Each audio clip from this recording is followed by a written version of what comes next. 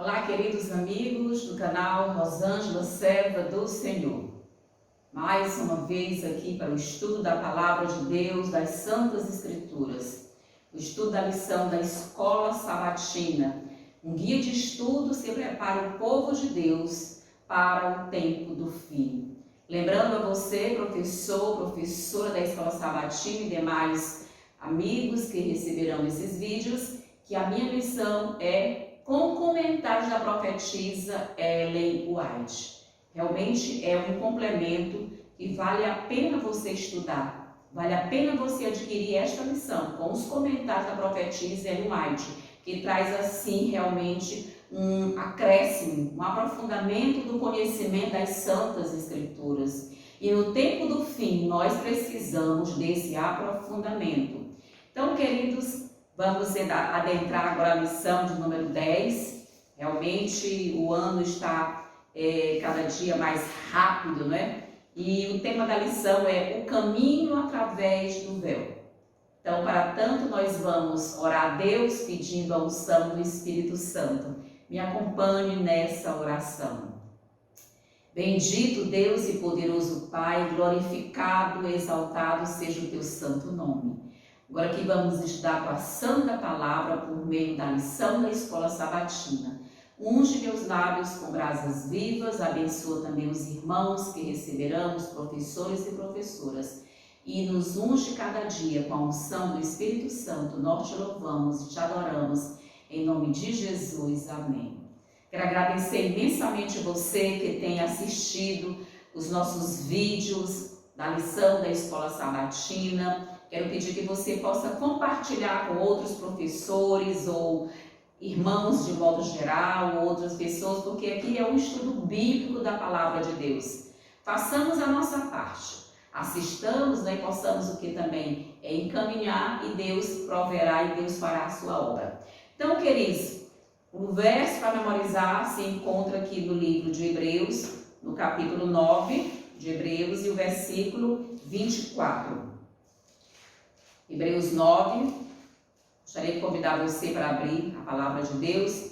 Hebreus 9, versículo 24 diz: Porque Cristo não entrou em santuário feito por mãos, figura do verdadeiro, porém no mesmo céu, para comparecer agora por nós diante de Deus.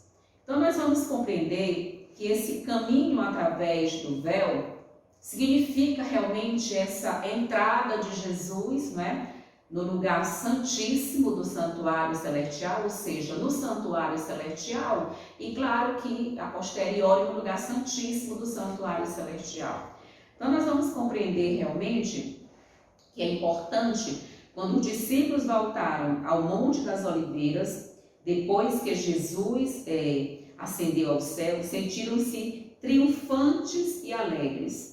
Seu mestre e amigo havia ascendido a uma posição de poder, né, sobre o mundo em que realmente eles estavam. Então, a ascensão de Cristo para o céu marca na história do Evangelho eterno, não é, um marco que Jesus inaugura uma nova fase no plano da salvação. Claro que nós temos dito aqui e reiterado, a cruz não é o fim do processo da salvação, não é o processo da redenção, mas a cruz é o início. As religiões, a maioria das religiões cristãs acredita que realmente a cruz foi realmente a culminância do processo de salvação, ou seja, o fim. Mas nós, adventistas do sétimo dia, temos a convicção, a certeza que a cruz foi apenas o início, porque depois da ascensão de Cristo, não é?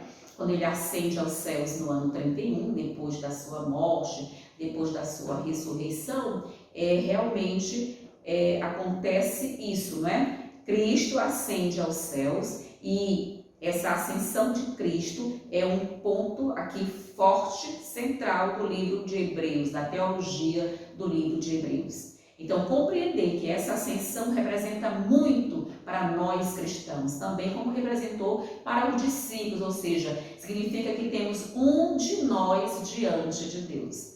Justamente compreender, não é, essa questão. Porque às vezes as pessoas imaginam que quando nós tratamos aqui, o plano da salvação está assentado, não é? Está ali fundamentado entre a cruz, a tumba vazia e o reino.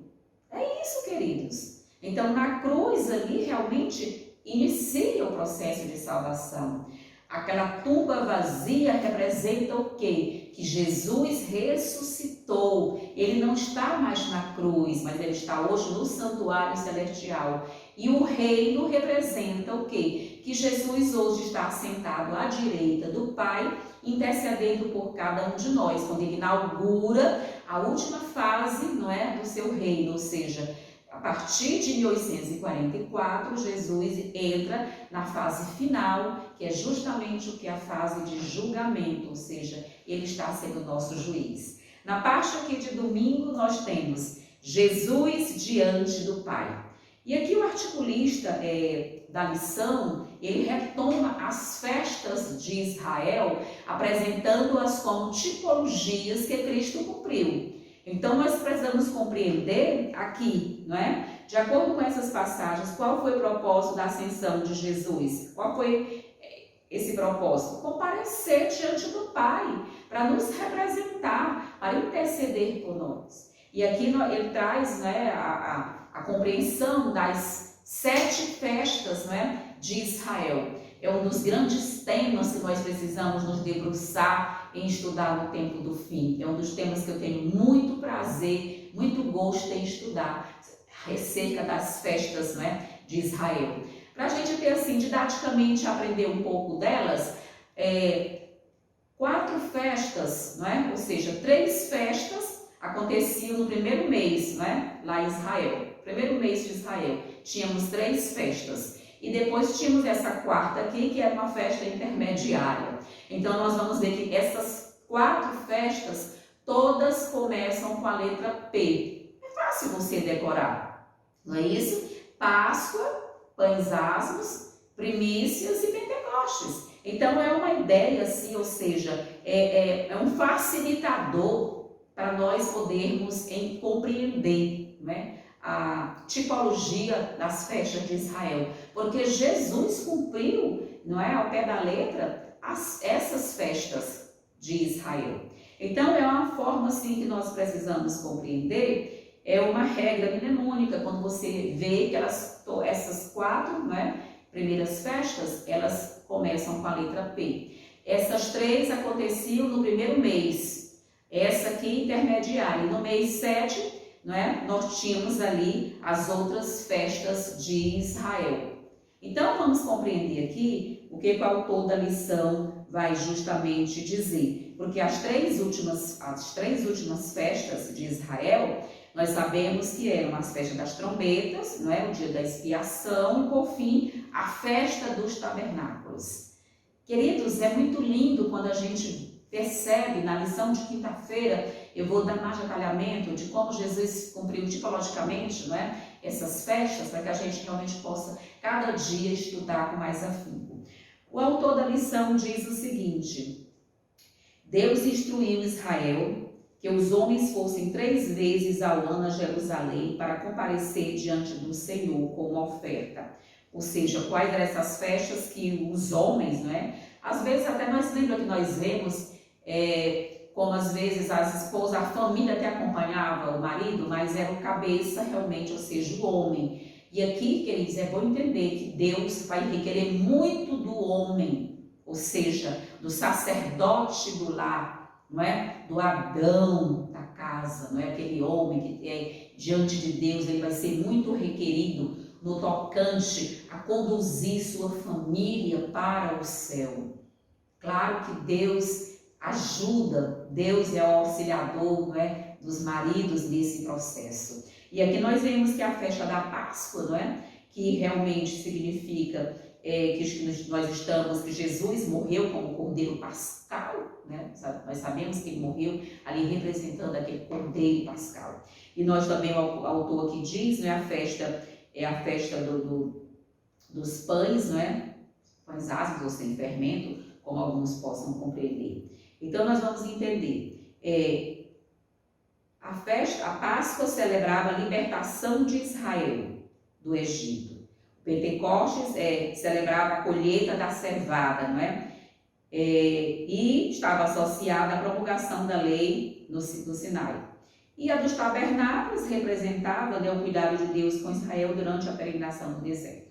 Então, queridos, aqui o autor da lição, ele continua dizendo, né, que todo homem era convidado a ir a Jerusalém para essas 3 festas: Páscoa, Pentecostes e tabernáculos. As exigências eram essas, que eles fossem diretamente a Jerusalém para comemorar essas 3 festas.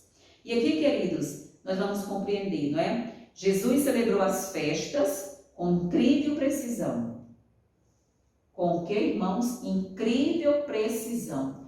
No calendário de Deus não há adiantamento, não é? Nada é adiantado e nem tardança, a não ser que Deus, não é, realmente seja esse que realmente implemente essa tardança.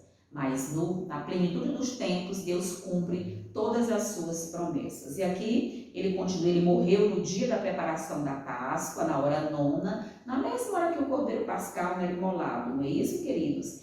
É o momento em que os cordeiros pascais eram sacrificados. Ressuscitou no 3º dia e subiu ao céu para receber a confirmação de que seu sacrifício havia sido o quê? Sido aceito. Quando o sacerdote deveria mover o feixe de cevada, ou seja, né, as primícias da colheita. Então, ele ascendeu 40 dias, né, após, para sentar-se à direita de Deus e inaugurar a nova aliança no dia do Pentecostes. Então, quando Jesus realmente ascende aos céus, no dia do Pentecostes, naquela época, o Espírito Santo vem para substituir Jesus aqui na terra, não é? Realmente no Pentecostes. E aí nós vamos entender, o propósito da peregrinação até Jerusalém era apresentar-se diante da face de Deus. Ou seja, nós estamos também diariamente necessitando comparecer diante da presença de Deus. Porque nós temos Jesus, o nosso sumo sacerdote, que hoje está como nosso sumo sacerdote, intercedendo por nós diante de Deus, nos representando diante de Deus. E nos convém ter o quê? Ter relacionamento com Deus, não é isso? Para que nós possamos ser representados diante de Deus. E aqui, queridos, vamos ver o que a irmã White trata aqui na lição de número 10. Ellen White vai dizer algo assim muito interessante. Que fonte de alegria para os discípulos saber que tinham semelhante amigo no céu, para pleitear em seu favor. É a nossa certeza também. É que nós temos o quê? Um sumo sacerdote, um advogado no céu que intercede por nós, que nos defende. Mas para que Jesus realmente possa nos defender, ele precisa de quê? Que nós possamos permitir que ele faça em nós a obra que ele iniciou em nossa vida. E Ellen White continua. Agora, eles olhavam para o céu, os discípulos, né, como seu futuro lar, onde mansões estavam sendo-lhes preparadas pelo seu amorável Salvador. Nós também precisamos olhar mais para os céus, contemplar a beleza da glória e da majestade de Deus, ter mais comunhão com Deus, estar mais na presença de Deus. A oração se revestiu de novo interesse. Por quê? Visto que era uma comunhão com seu Salvador, com novas e empolgantes emoções e uma firme confiança de que suas orações seriam atendidas, reuniram-se no cenáculo para fazer suas petições e reivindicar a promessa do Salvador que havia dito que peçam e receberão, para que a alegria de vocês seja completa. Amém, aleluia. Peçam e receberão, para que a alegria de vocês seja completa. Ou seja, Jesus quer que nós peçamos a Ele, e Ele vai nos atender de acordo com a sua vontade. Não é a vontade do homem, mas é a vontade de Deus que será realmente feita em todas as nossas circunstâncias. Precisamos confiar em Deus. E Ellen White continua dizendo, Jesus está no Santo dos Santos, ou seja, no Santíssimo do Santuário Celestial, a fim de comparecer perante Deus em nosso favor. Amém. Ali ele incessantemente, momento a momento, apresenta seu povo aperfeiçoado que nele. Mas porque somos assim representados diante do Pai, não devemos pensar que possamos abusar de sua misericórdia e tornar-nos o que? Descuidados, indiferentes e o que? Comodistas. Cristo não é o ministro do pecado. Cristo é o que? Nós somos aperfeiçoados nele. Cristo não está ali para todo dia aperfeiçoar pecados de ninguém, mas para o quê? Através da pessoa, não é? Lembrando aquele tripé do processo de salvação, confessa, não é? Você precisa o quê? Confessar seus pecados, demonstrar o arrependimento e abandono. Por isso é que Cristo não pode ser o ministro do pecado. Ele é o ministro em favor que das nossas vidas, não é? Do nosso perdão, do nosso arrependimento e nos dar força para vencer o pecado cada dia. É isso que Ellen White está aqui dizendo para cada um de nós. Vou repetir, Cristo não é o ministro do pecado. Somos aperfeiçoados nele, aceitos do amado, unicamente, não é? Ao esperarmos nele pela fé. Precisamos ter fé de confessar os nossos pecados, sejam eles quais forem, quais sejam as suas dimensões, a sua intensidade, porque Jesus é o nosso perdoador, ele perdoa os pecados, mas precisa que nós tenhamos fé e possamos realmente nos arrepender. Jamais poderemos alcançar a perfeição por meio de nossas boas obras, jamais. O indivíduo que contempla Jesus pela fé repudia sua própria justiça. Ou seja, quem sou eu para pleitear alguma coisa diante de Deus, a não ser confiar inteiramente nos méritos de Cristo, né, em sua obra de salvação, em sua obra que está realizando hoje no santuário celestial. E aqui ela vai complementar, não é? Ele vê a si mesmo como imperfeito, nós seres humanos, insuficiente em seu arrependimento, não é isso? Então considera fraqueza sua maior demonstração de fé e inferior, seu mais dispensado sacrifício, dispendioso sacrifício. Então o que ele faz? Ele mergulha, né, em humildade junto à cruz, mas uma voz vinda dos oráculos divinos lhe fala. Com assombroso, ele ouve a mensagem. Nele estáis aperfeiçoados. Ou seja, em Cristo nós somos aperfeiçoados dia a dia, em Jesus. A morte do Cordeiro Pascal era a sombra da morte de Cristo. Paulo escreveu, Cristo, nossa Páscoa, foi sacrificado por nós. O feixe das primícias, né, que por ocasião da Páscoa era movido perante o Senhor, simbolizava a ressurreição de Cristo. A ressurreição de Cristo. Falando da ressurreição do Senhor e de todo o seu povo, Paulo declarou Cristo, as primícias, não é? Depois os que são de Cristo na sua vida, ou seja, na sua vinda, nós precisamos confiar inteiramente. No dia 14 do primeiro mês judaico, no mesmo dia e mês em que, durante 15 longos séculos, olha queridos, 15 longos séculos, o Cordeiro Pascal havia sido morto, Cristo, tendo comido a Páscoa com os discípulos, instituiu a solenidade que deveria comemorar sua própria morte como o Cordeiro de Deus que tira o pecado do mundo. Amém, queridos?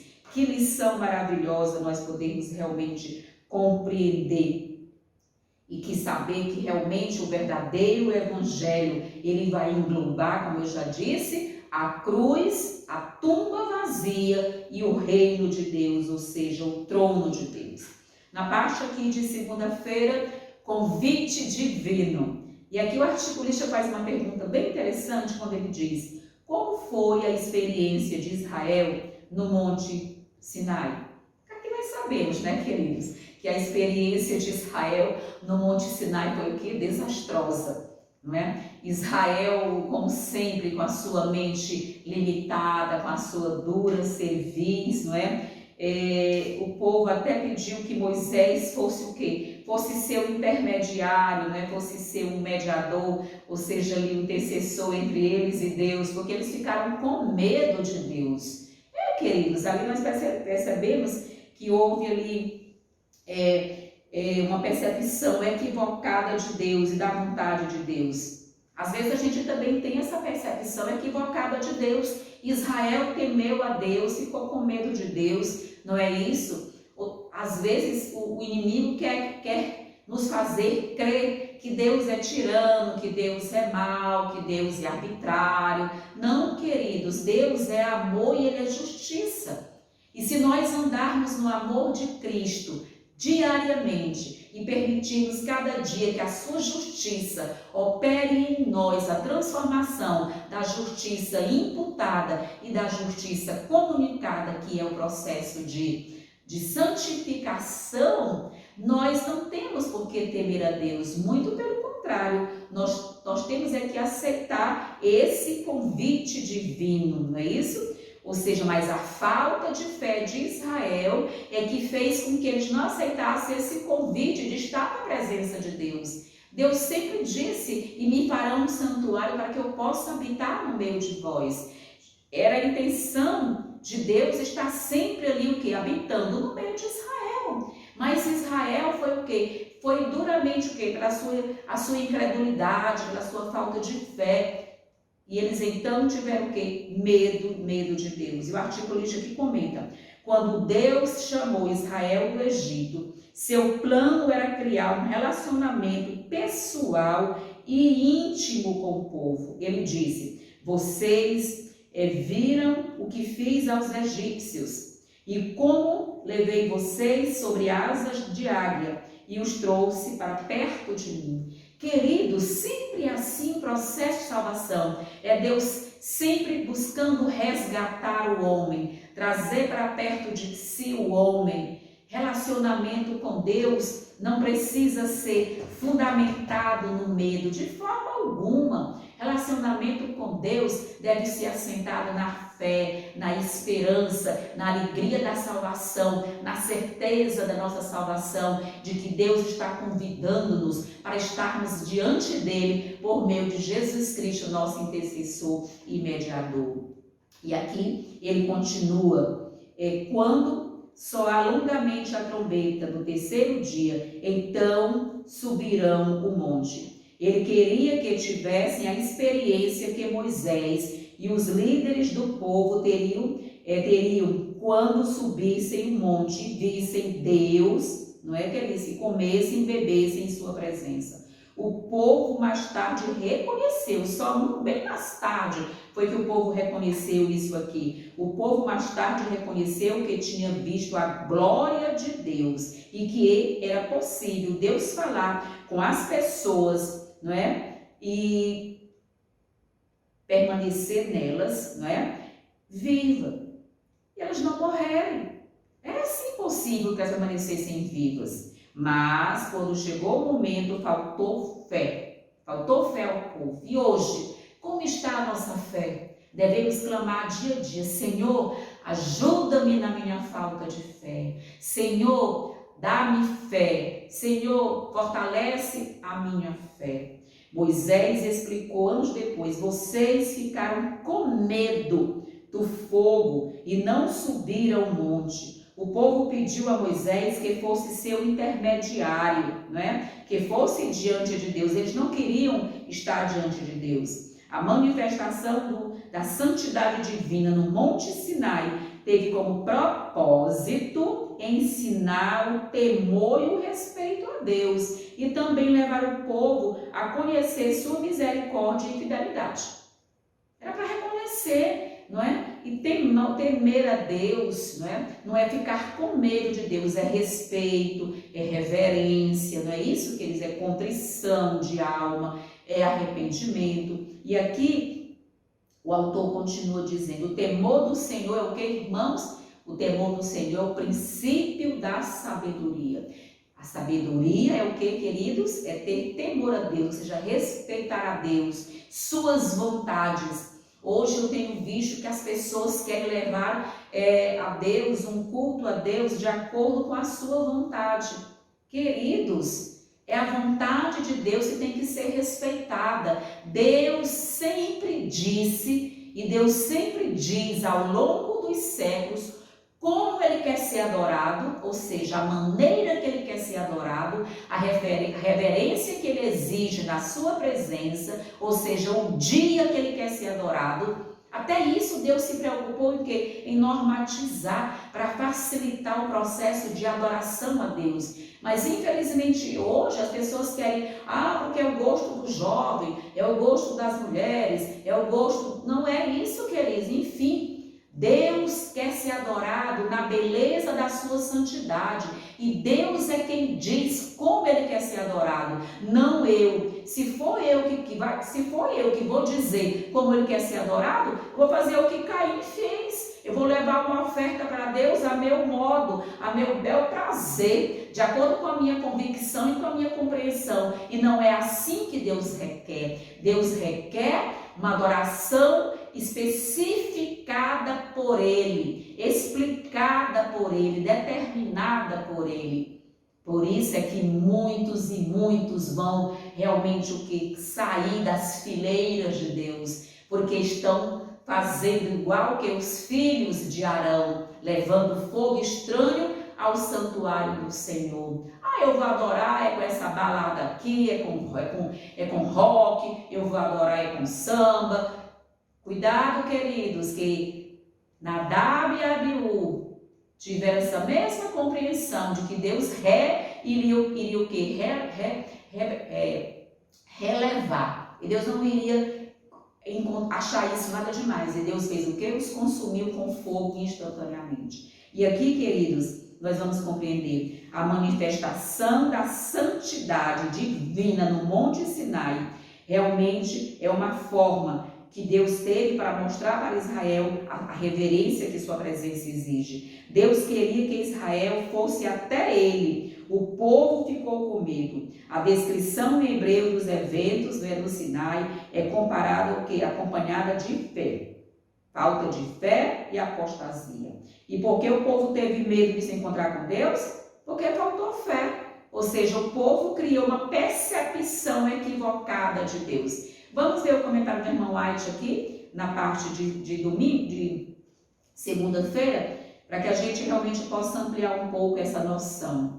E aqui, queridos, reside o processo de temor do Senhor, a sabedoria. É realmente conhecer qual é a vontade de Deus. Não é a minha vontade. Senhor, qual é a tua vontade para o Senhor ser adorado na tua igreja? Qual é o hino que o Senhor quer ser? Quais são os hinos que o Senhor aceita para ser adorado, para que o Senhor, para nós possamos reverenciar o teu nome e te adorar verdadeiramente. Eu tenho visto muitas situações e eu fico conversando com Deus. Senhor, esse povo está adorando o diabo nas tuas fileiras. Que pena, meu Deus. Não é? Hoje essas mega igrejas aí que tem um rock para Deus, o samba para Deus, mega igrejas, várias instituições, né, cristãs que fazem os louvores que nada mais são do que adoração a Satanás e não ao Deus eterno. E aqui na segunda-feira, Ellen White diz, ao anunciar, aqui ela vai falar, não é? A despeito da oposição de Faraó, com seu grande poder, Deus libertou seu povo do Egito. E a despeito de hoje, das circunstâncias que vão envolver o povo de Deus, ou seja, a implantação da marca da besta, que vai sair agora em nossos dias, ou seja, como seremos perseguidos por todas as nações do mundo, nada disso vai impedir de Deus cumprir as suas promessas e de Deus nos conduzir até a Canaã celestial. Nada disso vai impedir, queridos, que Deus cumpra cabalmente as suas promessas, porque a salvação é o que? Competência de Deus. E Deus está cumprindo cada dia, cabalmente, verdadeiramente, suas promessas. Amém, aleluia. E ela diz aqui, ao anunciar os 10 mandamentos aos filhos de Israel, com sua própria voz, Deus demonstrou a importância deles. Deus foi quem ele realçou os 10 mandamentos. Deus foi quem elevou os 10 mandamentos ao escrever com o seu próprio dedo e ao que? Pronunciar com sua própria voz. Deus demonstrou a importância. Em maravilhoso esplendor, ele tornou conhecida sua majestade e autoridade como governador do mundo, governador do universo. E isso ele fez para impressionar as pessoas com a santidade de sua lei e a importância de obedecê-la. A santidade de sua lei, ela é o que? Imutável, ela é inquestionável. E também o que? Duas coisas, a santidade da sua lei e o que? A obrigação, o dever de obedecer pela fé. Não obedeçamos por obrigação, legalismo, mas pela fé e pelo amor em Jesus Cristo. O poder e a glória com as quais a lei foi dada revelam sua importância. Essa é a fé que foi entregue aos santos por Cristo, nosso Redentor, de viva voz lá do Sinai. É isso, queridos, que maravilha nós entendermos, não é? Como Deus realmente trabalha com essa, de que maneira, não é? É o capitão de nossa salvação, ou seja, Jesus Cristo, fortalece, né, seus seguidores, não com falsidades científicas. Você está ouvindo isso aqui, querido irmão? Eu vou repetir. O capitão de nossa salvação fortalece seus seguidores, não com falsidades científicas, mas com genuína fé na palavra de um Deus pessoal. Essa palavra é repetida sempre, sempre, sempre, cada vez com maior poder afirmativo. Satanás reúne todas as suas forças para o ataque no último e intenso conflito, e a resistência do seguidor de Cristo é provada ao máximo. Por vezes, parece que ele terá que ceder. Claro que não. Mas uma palavra de oração ao Senhor Jesus vai como uma seta para o trono divino, e anjos de Deus, magníficos em poder, são enviados ao campo de batalha. Amém, aleluia.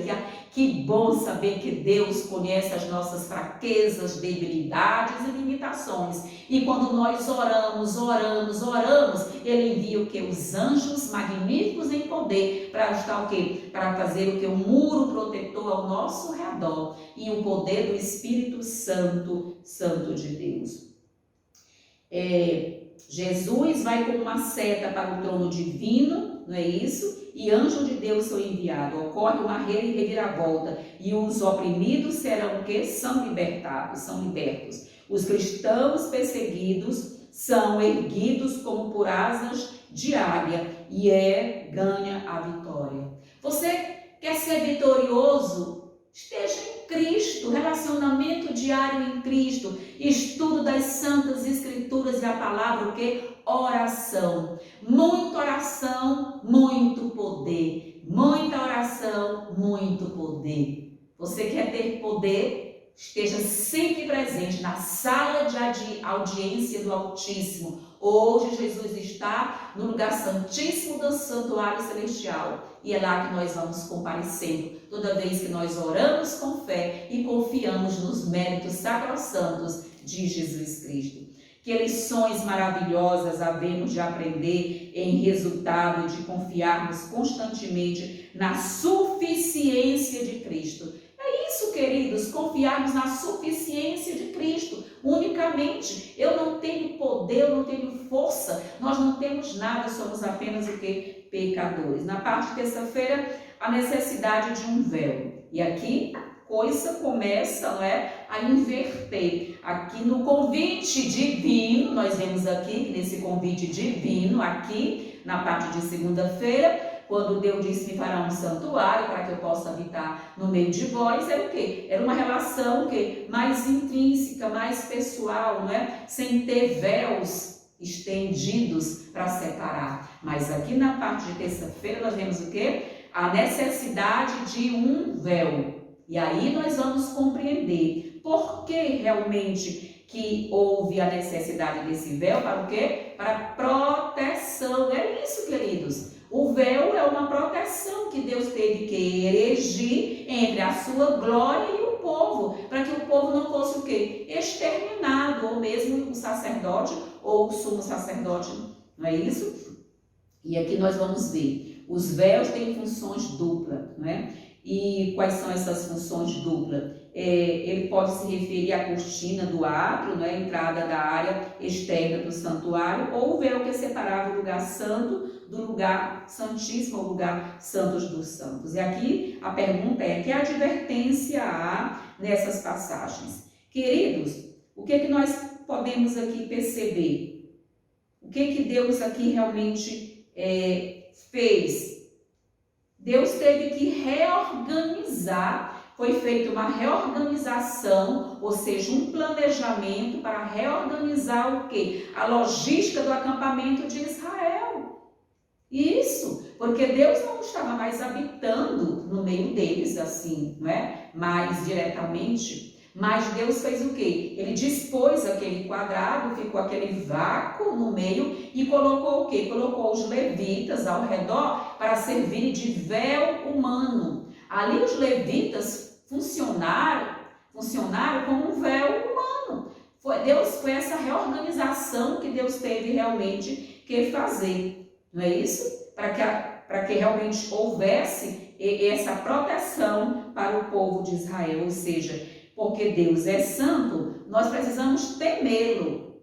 Temer no sentido não de ter medo, mas de ter reverência, respeito, não é? E o santuário não podia ser o quê? De modo nenhum profanado. E às vezes as pessoas hoje insistem também em profanar a casa de Deus. Eu tenho visto muita profanação na casa de Deus em nossos dias. E eu oro a Deus e digo: Senhor, tem misericórdia. O que nós temos que fazer é suspirar e gemer, é o que estamos orientados em Ezequiel capítulo 9, a partir do versículo 4. Suspirem e gemam e orem para que Deus tenha misericórdia. Poupa o teu povo, Senhor. Né? Tem compaixão do teu povo. Mas vai chegar um momento que Deus vai precisar, não é, vomitar os impenitentes, ou seja, esses que não guardam a devida reverência na casa de Deus, que não guardam o referido temor diante de Deus e querem oferecer tudo a exemplo dos filhos de Arão. E Deus não aceita, Deus está calado nesse momento, mas logo, logo Deus vai se manifestar por meio de sua ira. Queridos, e aqui nós vemos qual é a aplicação para a nossa vida religiosa hoje, né, queridos? É que a presença de Deus, nós não podemos viver sem a presença de Deus, não é isso, queridos?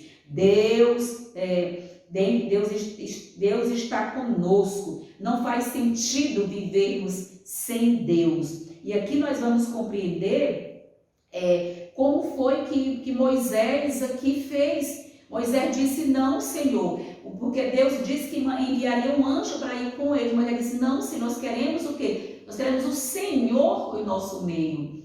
Nós queremos o Senhor. Então Deus tomou as devidas providências e ele então continuou a viagem com o povo de Israel. É isso, queridos. Deus colocou o véu como uma proteção, mas ele continuou com o povo e Deus quer continuar conosco. Queridos, e qual é aqui a lição que nós podemos tirar? Qual foi o pedido de Moisés? O tudo sem Deus é o quê? Nada. E o nada com Deus é tudo. Olha o paradoxo que eu estou aqui realmente relacionando. Ou seja, o tudo sem Deus, queridos, é nada. Porque Deus ofereceu tudo para Moisés seguir adiante com o povo. Mas eu não aceito. O que foi que Moisés disse então? Deus pode ser menos, pode ser até o nada, mas o Senhor estando conosco é a melhor parte.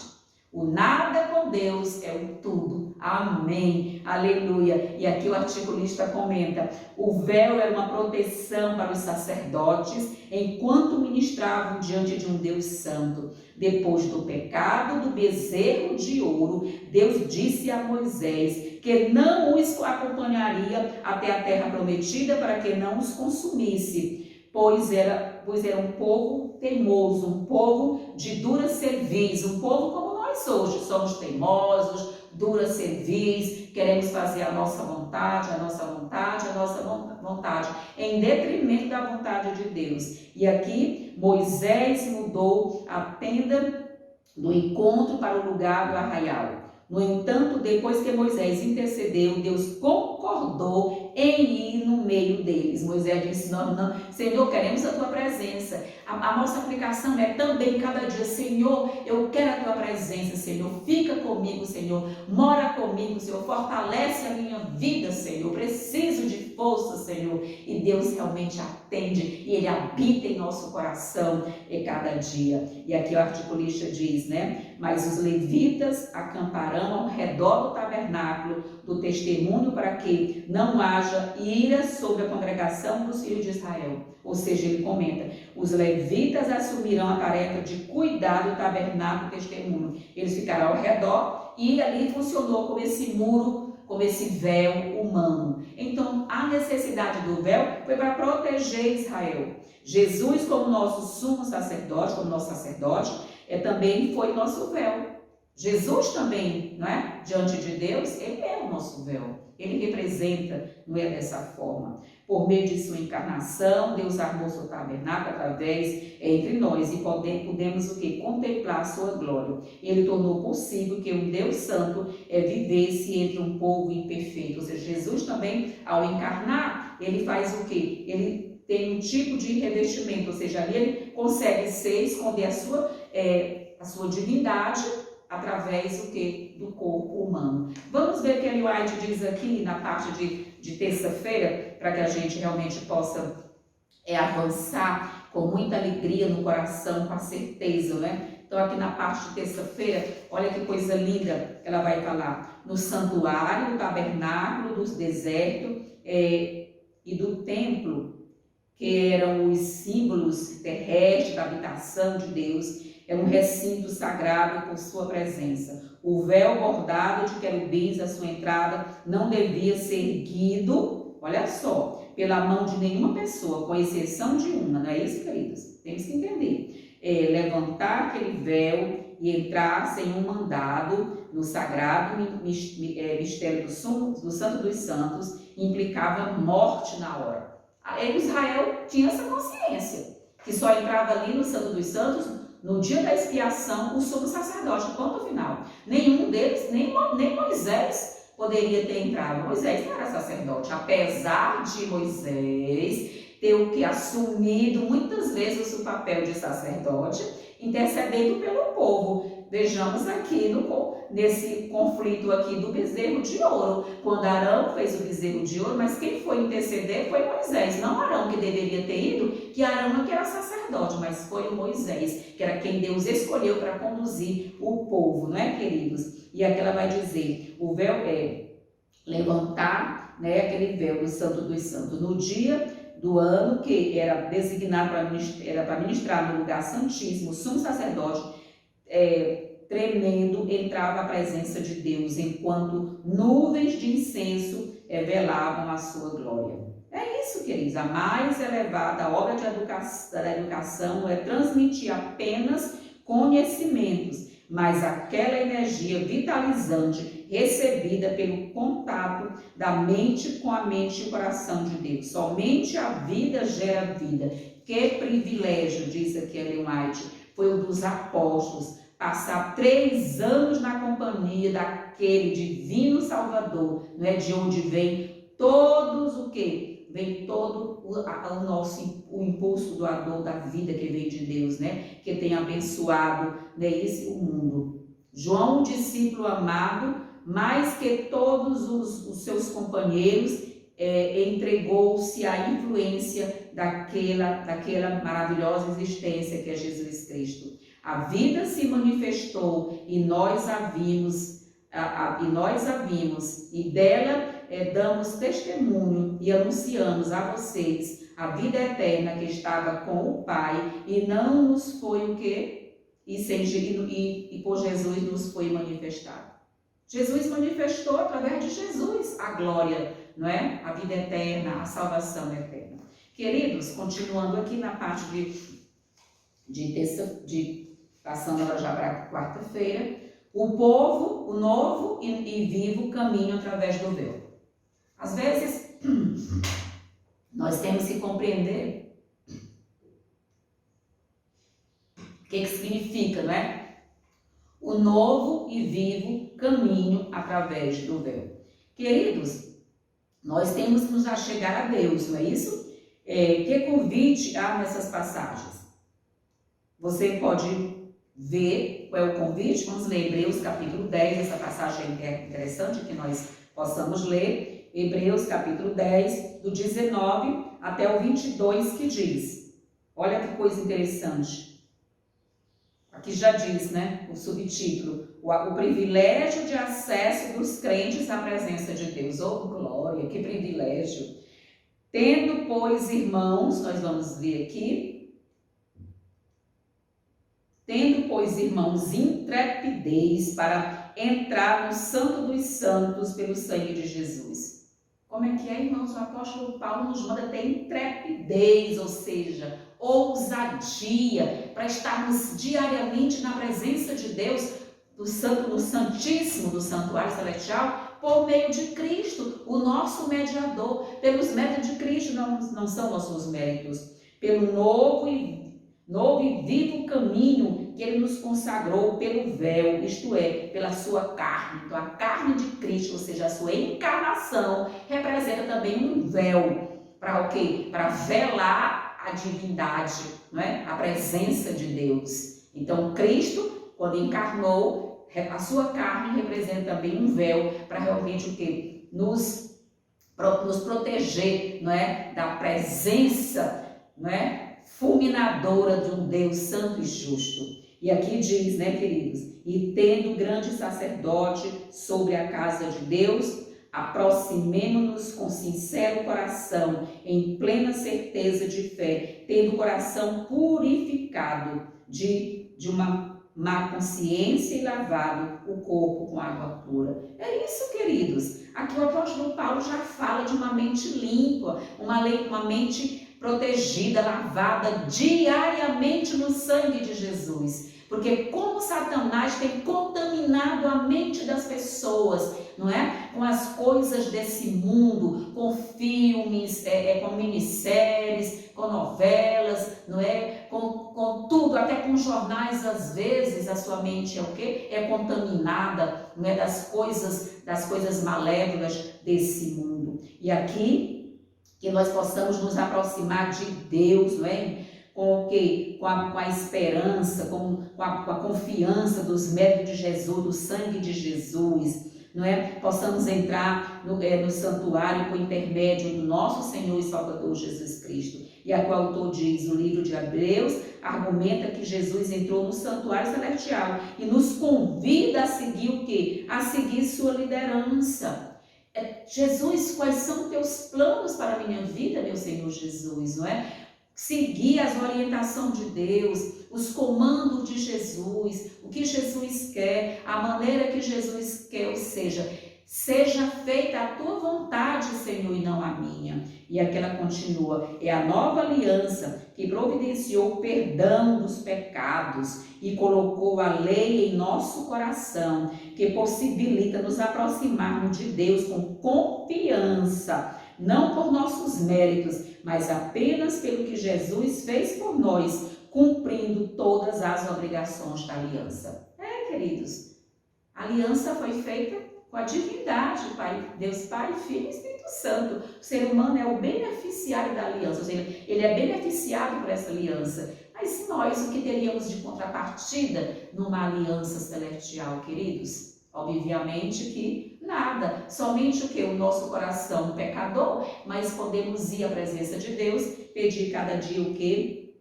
perdão. Então precisamos ter um relacionamento com Deus, não é? Em sua totalidade, Pai, Filho e Espírito Santo, na totalidade da divindade, queridos, ter essa confiança em Deus. E aqui Ellen White vai justamente comentar aqui na parte de quarta-feira, que eu achei muito interessante, gostaria de compartilhar com vocês. Aqui na parte de quarta-feira ela vai dizer, aqueles que verdadeiramente creem em Cristo, sentam-se com Ele nos lugares celestiais.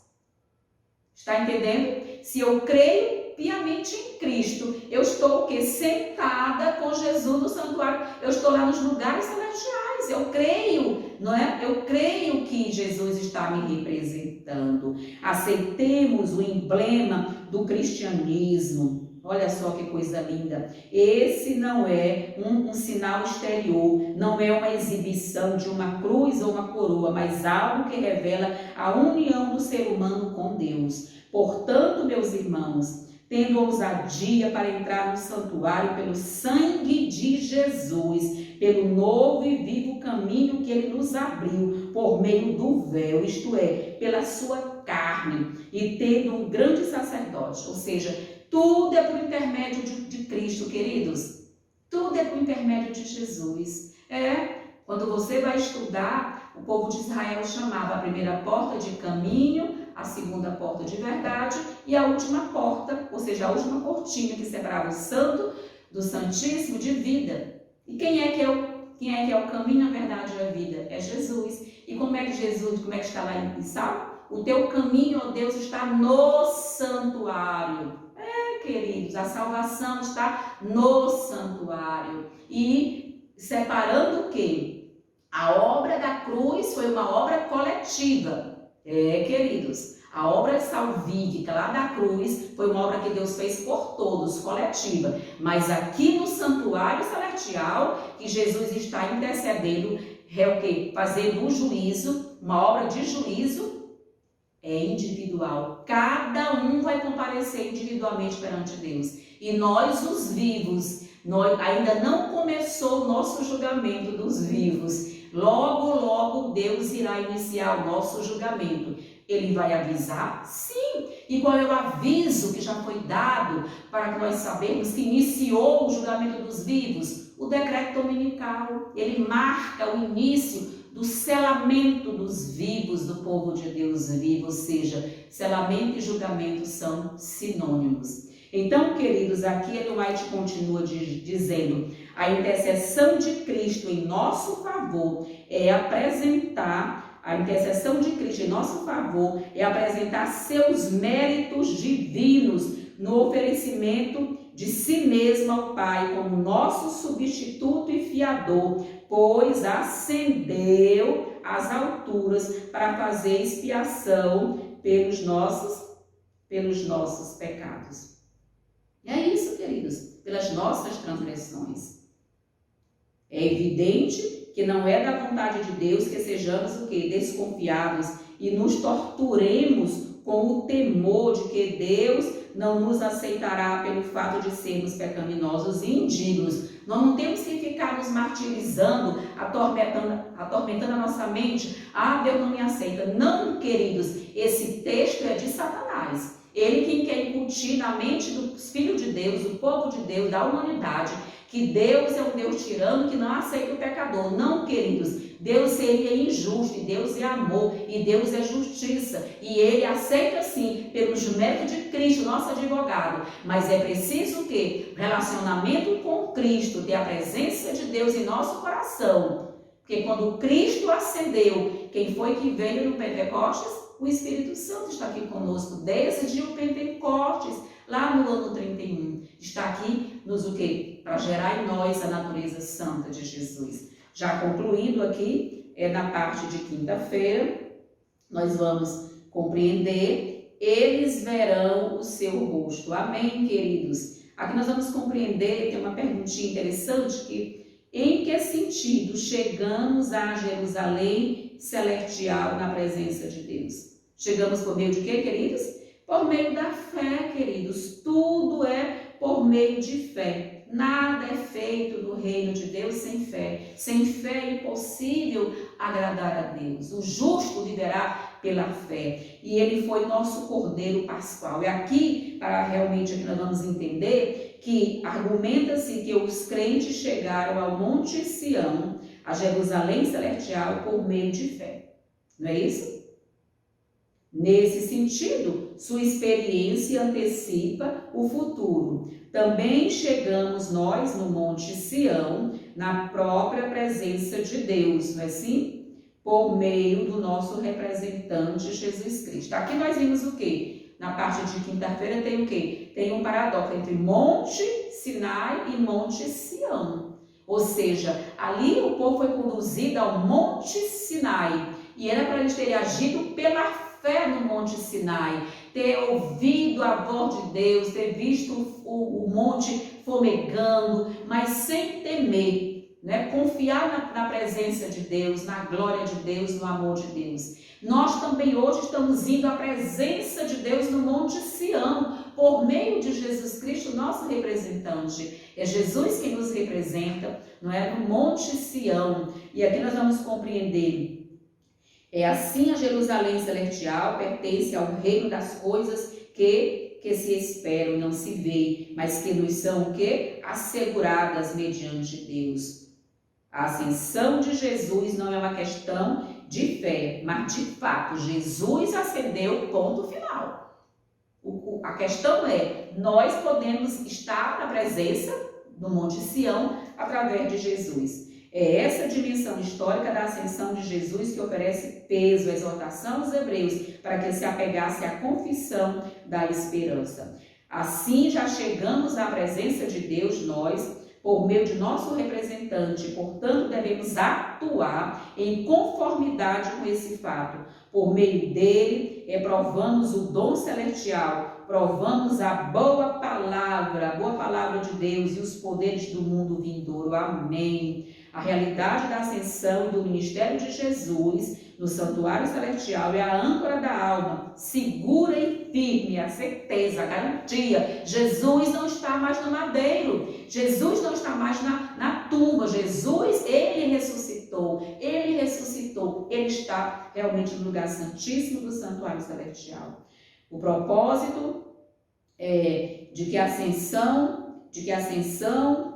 cumpriu a tipologia das primeiras duas peregrinações, não é isso? Do povo de Israel. Ou seja, aqui nós vemos a alusão às festas de Israel. Por isso é que é importante, quer dizer, o autor inicia a lição, né, na parte de sábado, na parte de domingo, fazendo alusão às festas em Israel. E ele fecha a lição esta semana também o quê? Fazendo a mesma alusão às festas de Israel. Ou seja, alusão a todas essas festas, né? Elas são tipologicamente, ou seja, foram cumpridas por Jesus de modo tipológico. Ou seja, ali, nós sabemos que a Páscoa, não é? E as pães asmos, Jesus mesmo como sacrifício, ou seja, a sua morte, Jesus mesmo foi o Cordeiro, Jesus mesmo foi a oferta, não é? Ali na Páscoa, quando ele foi morto, o Cordeiro de Deus que tira o pecado do mundo. E nós vamos depois compreender que nós vimos que o Pentecostes inaugura o quê? Inaugura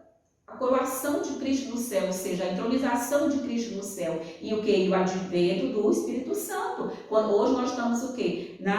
Na obra do Consolador, ou seja, que é o Espírito Santo. E aqui o autor da lição justamente diz, né, dizemos que a ascensão cumpriu a tipologia das primícias, né, das duas primeiras festas, anuar de Israel, Páscoa e Pentecostes, né? De acordo com Hebreus, o livro do Apocalipse, né, a última peregrinação, que é a festa dos tabernáculos, ou seja, Cristo, vamos entender, não é? Das 7 festas de Israel. Lembra que nós falamos que as 4 primeiras, né, as 3 no primeiro mês, aqui a intermediária, todas começavam com a letra P. Vamos sempre tentar estudar, memorizar, vai ser muito importante, é um assunto muito bonito, não é? Páscoa, pães asmos, primícias e Pentecostes. Então aqui Jesus cumpriu. Quando dá primícias, quando ele vai se apresentar diante de Deus, não é? Vocês sabem, quando Jesus ressuscita no domingo, ele vai ao céu e leva todos aqueles que foram ali ressuscitados no domingo juntamente com ele. Jesus é a primícia, representa a primícias dos mortos, mas ele também levou consigo um feixe das primícias dos mortos, que foram nossos irmãos que ressuscitaram por ocasião da ressurreição de Cristo. Ele vai ao céu e ali o quê? Ele cumpre a terceira festa, que é a das primícias, né? Quando ele apresenta ao Pai, aqui estão, Pai, meu sacrifício foi aceito, Pai? E o Pai disse sim, eles podem ficar aqui no céu, porque eles são aceitos no amado. Amém! Deus aceitou os nossos irmãos que ressuscitaram ali, e eu tenho certeza plenamente pelo meu querido professor Espírito Santo, que um deles é João Batista, ele também subiu com Jesus, é uma das primícias dos mortos que ascendeu com Jesus, queridos, que coisa linda, dessa forma. E então, ali aconteceu, né, queridos, o Pentecostes, então na entronização, vem o Espírito Santo. E nós estamos hoje numa festa, né, num dia da expiação. Nós estamos vivendo hoje, não é, a festa tipológica do dia da expiação. E quando terminar o dia da expiação, acontece o quê? A festa dos tabernáculos, que é o que? Aquela glória, é nossa chegada no céu, sim, o restante dos filhos de Deus no céu. E é o que o autor vai dizer, né? De acordo com o Apocalipse, a última peregrinação de Israel, que é a festa dos tabernáculos, ainda não se cumpriu. Nós vamos cumprir, nós vamos festejar com Jesus quando estivermos na cidade. Ou seja, quando nós entrarmos na cidade ali, é o cumprimento da festa dos tabernáculos, da qual Deus é o arquiteto e construtor. Na pátria celestial, não construiremos tabernáculo. O tabernáculo de Deus descerá do céu e viveremos com ele para sempre. Amém. Então nós estamos vivendo as últimas duas festas, né? Estamos terminando a festa do dia da expiação, não é isso? E nós vamos logo para a festa dos tabernáculos. Então eram 3 festas no primeiro mês lá em Israel, uma ali intermediária, e tinham mais 3 festas no 7º mês, né? No 7º mês lá em Israel. Vejam, 7º mês, que era o quê? As trombetas, expiação e festa dos tabernáculos. Que coisa interessante, né, irmãos? Vamos aqui ver o comentário da irmã White, no tocante a esse estudo, a questão da festa, né? A questão desse momento, eles verão o seu rosto. E nós estamos sendo preparados para ver o rosto de Jesus. E ela continua dizendo, irmã White, na parte de quinta-feira, a fé é a certeza de coisas, ela cita aqui o apóstolo Paulo, né? De coisas que se esperam, a convicção de fatos que se não veem. Aí Ellen White comenta, não temos nós comprovado isso no passado, ao sairmos em fé para produzir as coisas que agora se veem? Fé não é somente olhar adiante as coisas invisíveis, deve ser confirmada quando se considera, né, as experiências passadas, resultados tangíveis, ou seja, ali, resultados que podem ser o quê? Confirmados, que foram vistos, né? E comprovação da palavra de Deus. Ora, oremos. Ela manda nós possamos orar. Senhor, aumenta a minha fé. Lembra também quem disse isso no passado, né?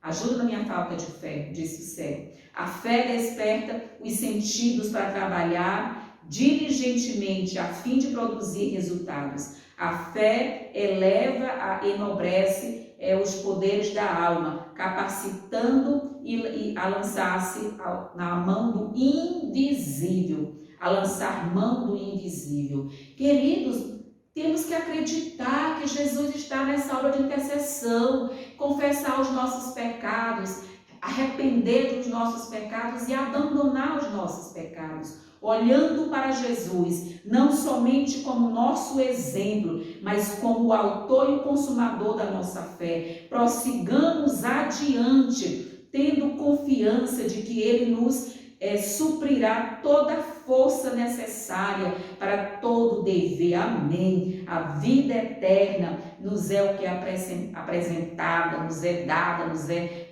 gratuitamente oferecida. Façamos tudo que está ao nosso alcance para obtê-la.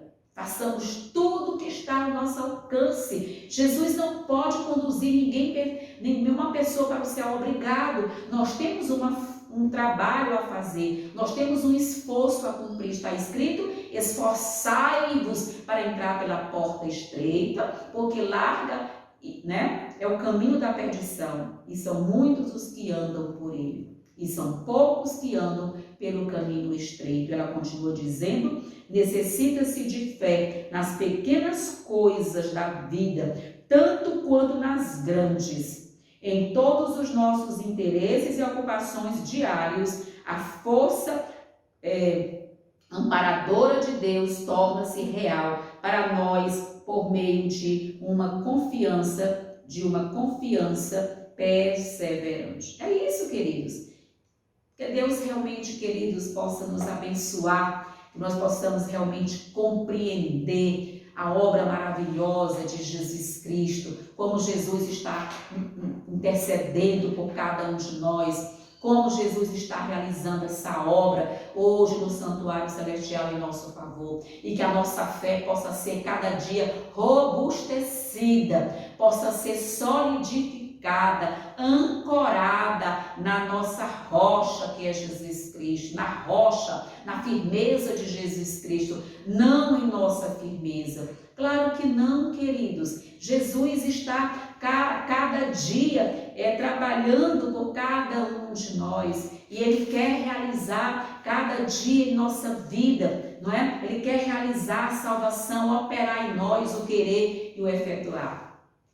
Que Deus possa abençoar cada professora, cada professor da Escola Sabatina, que vai realmente assistir essa lição. Eu tenho orado por você, professor, por você, professora, pelos demais irmãos que têm acesso aos nossos vídeos aqui no YouTube.